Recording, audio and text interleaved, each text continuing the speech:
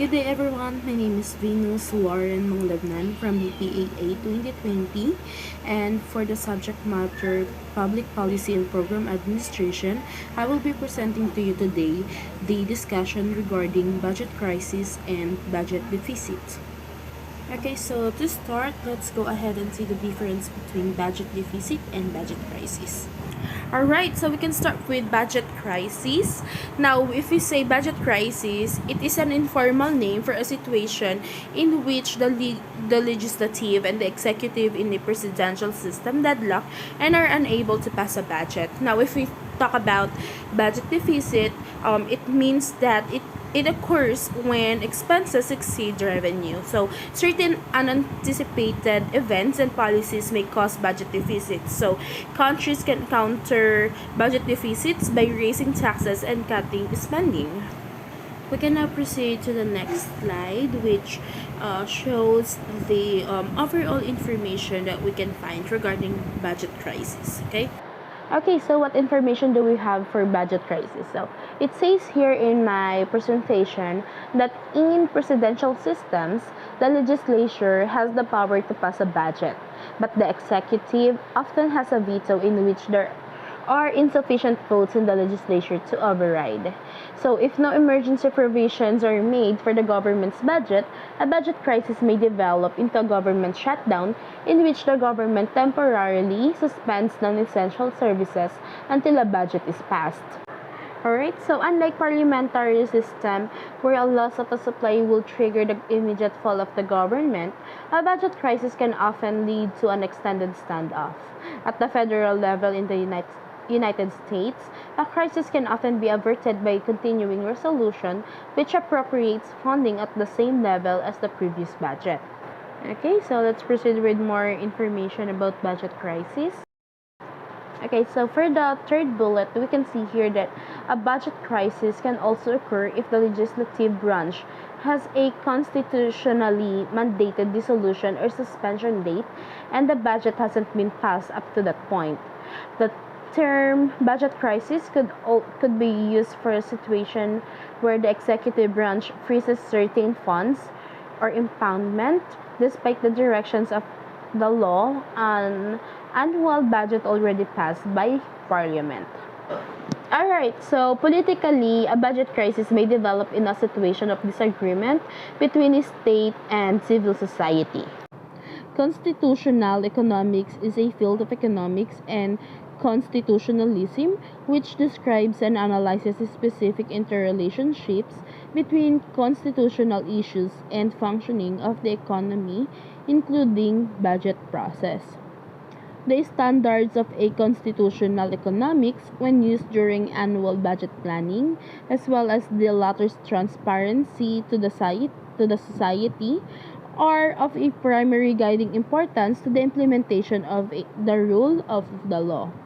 Also, the availability of the effective court system to be used by the civil society in the situations of unfair government spending and executive impoundment of any previously authorized appropriations becomes a key element for a success of any influential civil society. So for the next slide, I will be giving you two examples of budget crisis. Unfortunately, there's no example that happened here in the Philippines. What I have here is budget crisis examples in United States. Okay, so for the first example that we have here, this is gonna be the United States federal government shutdown of 1995 and 1996.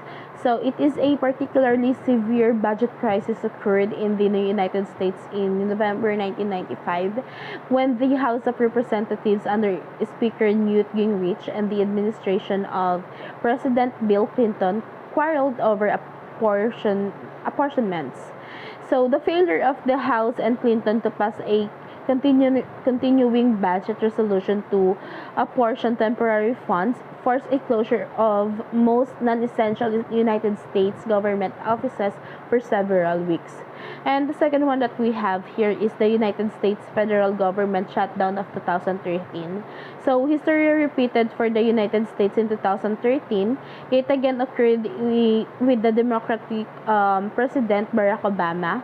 The Republican-controlled House of Representatives So they boycotted the budget to protest for the Affordable Care Act.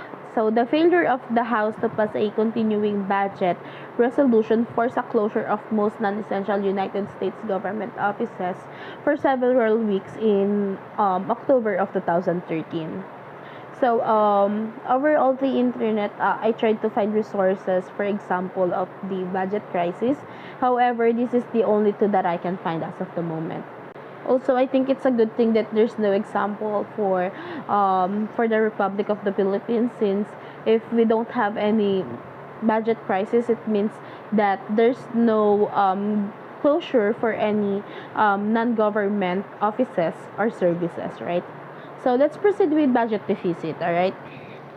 Okay, so for budget deficit, when a budget deficit is identified, current expenses exceed the amount of the income received through standard operations. So to correct its nation's budget deficit, often referred to as a fiscal deficit, a government may cut back on a certain expenditures or increase revenue generating activities. So the opposite of a budget deficit is budget surplus. When a surplus occurs, revenue exceeds the current expenses and results in excess funds that can be further allocated. So when the inflows equal the outflows, the budget is considered balanced. Okay, now it also says here that in the early 20th century, a few industrialized countries had a large fiscal deficits. However, during the First World War, deficits grew as the governments borrowed heavily and depleted financial reserves to finance the war and their growth. This wartime and growth deficits continued until the 1960s and 1970s, when world economic growth rates dropped. Now, let's go ahead and learn and see what causes a budget deficit, okay? So, both levels of taxation and spending affect a government's budget deficit. So, common scenarios that create deficits by reducing revenue and increasing spending includes the following. So, in the first bullet, we can see here that tax structure, that under tax says high wage earners but overtaxes low wage earners. It also says here that increased spending on a programs like Social Security, Medicare, or military spending. Increased government subsidies to targeted industries. They also tax cuts that decrease revenue but provide corporations with funds to increase employment. And also low GDP or gross domestic product results in lower tax revenue. Okay, for the next slide, budget deficit. Budget deficits may occur as a way to respond to certain unanticipated events and policies, such as the increase in defense spending after the September 11th terror attacks in New York. So, what else are the effects of the budget deficit? So, it says here, budget deficits affect individuals, businesses, and the overall economy. As the government takes steps to improve the deficit, spending for programs such as Medicare or Social Security may be curtailed. So, improvements to infrastructure may be also affected. Now, to increase revenue, tax hikes may occur for high-income earners or large corporations, which may affect their ability to invest in new businesses, business ventures, or hire new employees. A looming concern of a budget deficit is inflation, which is the continuous increase of price levels. In the United States, a budget deficit can cause the Federal Reserve to release more money into the economy, which feeds inflation, and continued budget deficits can lead to inflationary monetary policies year after year. So, what are the strategies to reduce budget deficit? Countries counter budget deficits by promoting economic growth through fiscal policies, such as reducing government spending or increasing taxes. Determining the best strategies regarding which spending to cut or whose taxes to raise are often widely debated. So, to pay for government programs, this is actually for United States government, but I'll say it anyway, as a part of strategies to reduce budget deficit. Okay, so to pay for government programs operating under a deficit, the federal government borrows money by selling United States Treasury bonds, bills, and other securities.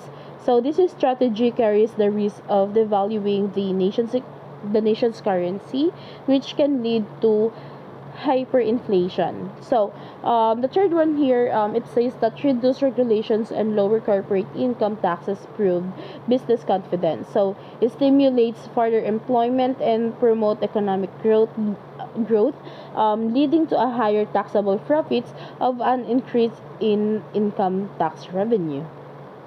For the last slide that we have here, it says that under what causes a budget deficit to improve.